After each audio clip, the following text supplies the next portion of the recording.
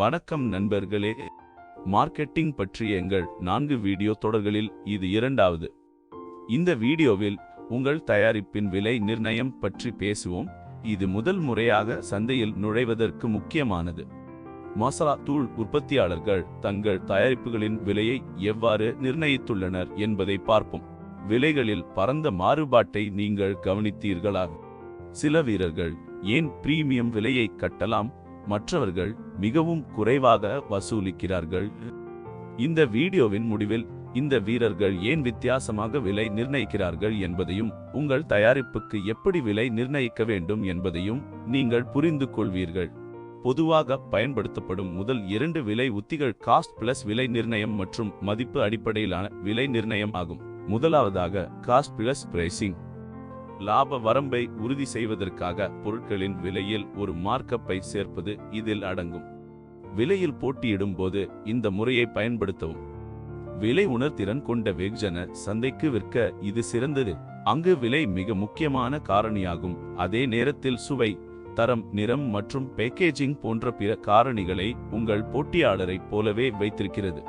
உதாரணமாக, 1 கிலோகிராம் மசாலா பொடியின் உற்பத்தி செலவு 195 ரூபாயாக இருந்தால் உங்கள் போட்டியாளர்கள் 1 கிலோ கிராமுக்கு 297 ரூபாய்க்கும் குறைவாக விற்கவில்லை என்று கருதி 1 கிலோகிராம் மசாலா பொடியின் விலையை 30% முதல் 40% வரை நிர்ணயிக்கலாம்.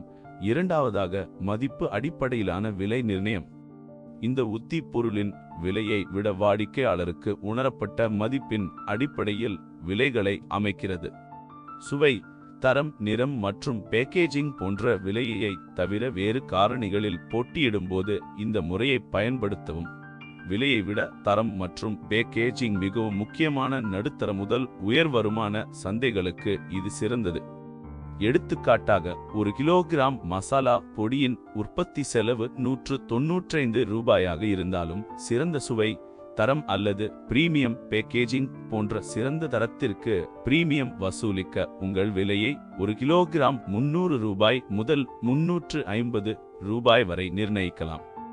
இவை தவிர இது போன்ற பிற உத்திகளையும் நீங்கள் பரிசீலிக்கலாம். ஆரம்பத்தில் வாடிக்கையாளர்களை ஈர்ப்பதற்கும் சந்தை பங்கை பெறுவதற்கும் குறைந்த விலைகளை அமைத்து பின்னர் படிப்படியாக விலையை அதிகரிக்கவும். புதிய மற்றும் தனித்துவமான தயாரிப்புகளுக்கு ஆரம்பத்தில் அதிக விலைகளை நிர்ணயித்தல், பின்னர் போட்டி அதிகரிக்கும் போது அவற்றை குறைத்தல். உளவியல் விலையை பயன்படுத்துவது. ஒரு பொருளை மலிவானதாக தோற்றமளிக்க 100 ரூபாய்க்கு பதிலாக 99 ரூபாய்க்கு அமைப்பது போன்றது.